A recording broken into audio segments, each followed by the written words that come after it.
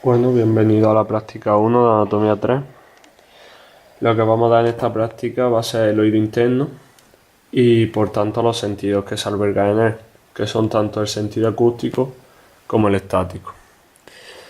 Bueno, para empezar, decir que simplemente voy a seguir el guión, haré algunos apuntes de teoría, pero no voy a ir diciendo toda la teoría porque eso ya es cosa de que os lo estudiáis.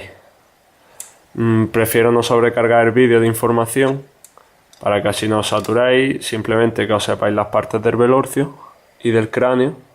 Decir que son dos láminas, esta y la grande de anatomía 2, que fue al principio, más el cráneo, la porción petrosa del hueso temporal. También haré apuntes sobre las posibles preguntas que puede hacer Aníbal, según nos dijo Salina y según nos han dicho alumnos de otros años. Y nada, que básicamente sabiendo del velorcio no podéis responder las preguntas, así que hay que estudiarse también la teoría. Bueno, lo primero que hay que saber del oído interno es que se divide en dos porciones. Una porción ósea o laberinto óseo, que si levantamos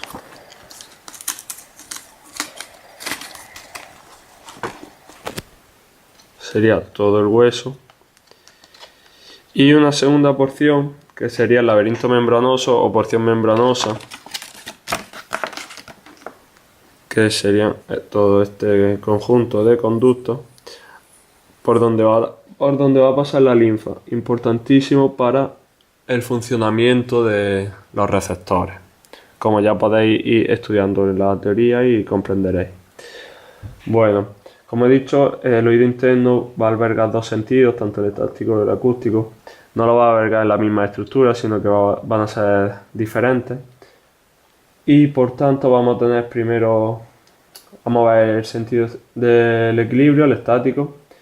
Este sentido se va a albergar en lo que se conoce como laberinto vestibular, que sería esta parte hasta aquí. Como ya hemos dicho, pues tendrá tanto una porción ósea, que la vemos aquí y la rodea, y una porción membranosa, que será por donde pase la endolinfa. Bien, ahora el laberinto vestibular va a estar formado por el vestíbulo, que es la parte ósea donde se encuentra la porción membranosa de este sentido, sería todo esto. Y va a estar formado también por el sáculo, que es la porción más anterior de este sentido, por el utrículo, la porción posterior y más grande. Y de este utrículo vamos a ver dos conductos.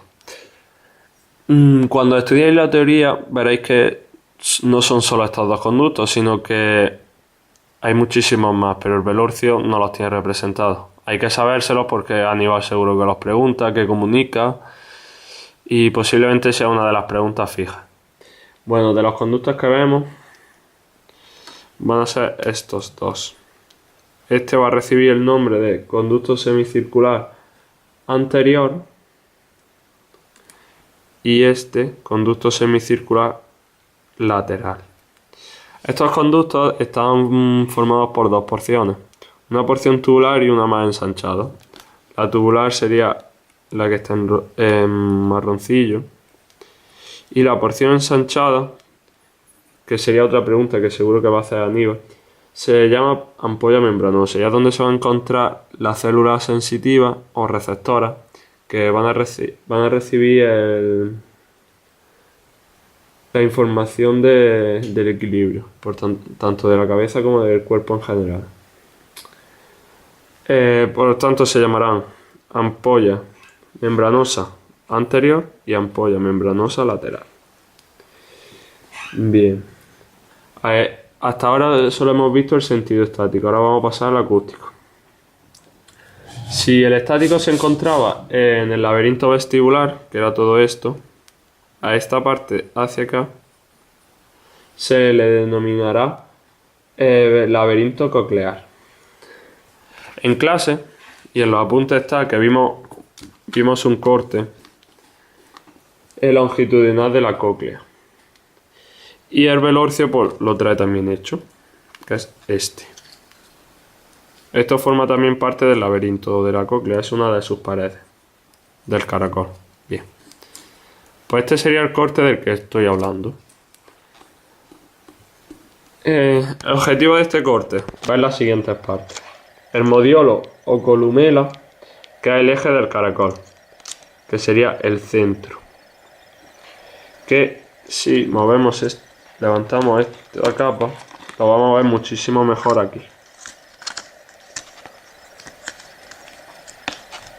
Este sería el mismo corte, pero en la parte posterior. Entonces, vemos el modiolo con una lámina ósea que va pegada haciendo una espiral con él, que es la unión de dos paredes que ahora veremos, que es esta, y que recibe el nombre de lámina espiral ósea. El conducto que va rodeando al eje recibirá el nombre de conducto en espiral o conducto de espiral.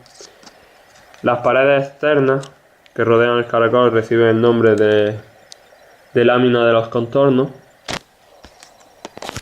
Y por último decir sobre el caracol,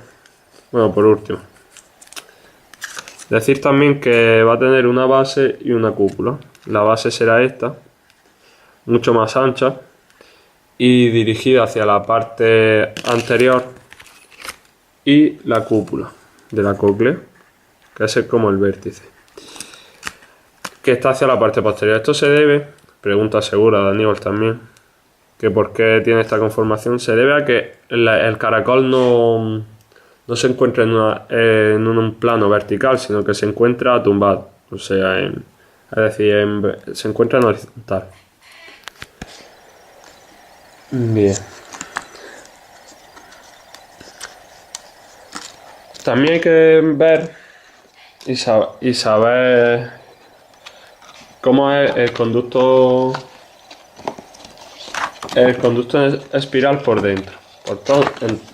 Entonces, eso se ve en este corte, que ya os explicaré en clase. Pero para que lo vayáis comprendiendo y sepáis cómo es por dentro, Salinas nos hizo un dibujo. Entonces, el conducto en espiral sería todo. Este conducto en espiral no es un conducto que no esté dividido, sino que tiene dos paredes tiene tres paredes y se divide como en tres espacios. Aquí vemos lo que hemos llamado antes lámina de espiral ósea, que como he dicho es la unión de dos paredes, que van a ser la pared vestibular, que es esta, o también llamada membrana vestibular o membrana de Reissner, y la pared timpánica,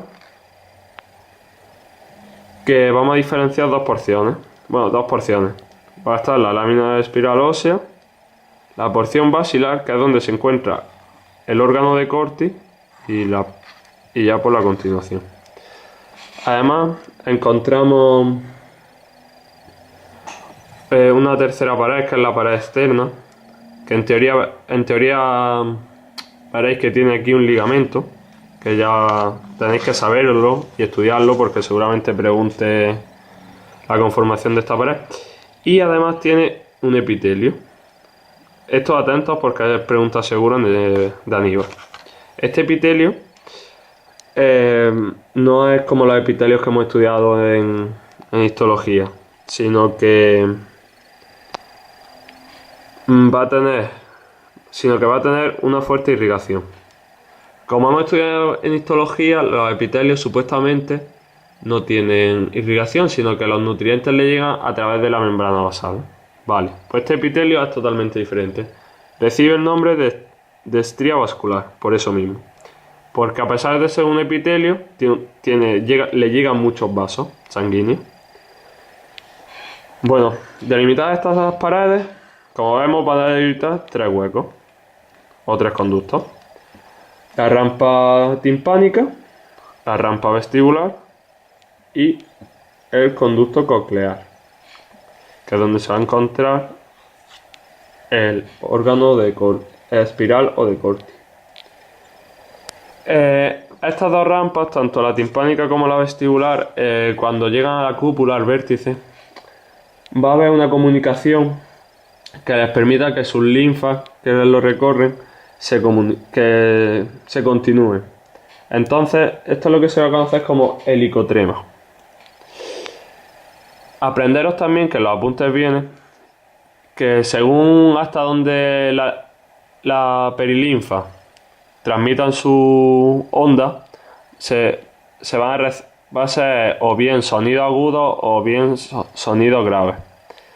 Bueno, también decir, por último, para acabar con este dibujo, que la linfa que se encuentra en estos conductos no es la misma, sino que en la rampa timpánica y en la vestibular es perilinfa, mientras que en el conducto coclear es endolinfa. Pregunta segura también que ha repetido mucho en clase: la forma de estos conductos. No os la inventéis. Si el conducto en general se llama en espiral, todas las estructuras que se encuentren en él van a tener forma de espiral. Tanto el órgano de Corti como las rampas, como el conducto coclear, tanto como el epitelio. Todos van a seguir esa forma de espiral con el eje central, que es el modiolo, como hemos dicho antes. Si este dibujo no os queda claro, siempre... Vamos, aunque os quede claro, yo creo que deberíais mirar un dibujo que viene en el Sobota, porque se entiende muchísimo mejor y está muchísimo mejor delimitado que el dibujo que he hecho yo. Entonces, como veis, pues aquí se encuentra la pared exterior, el ligamento que he dicho, el órgano de Corti, los tres espacios: rampa vestibular, rampa timpánica, el conducto coclear.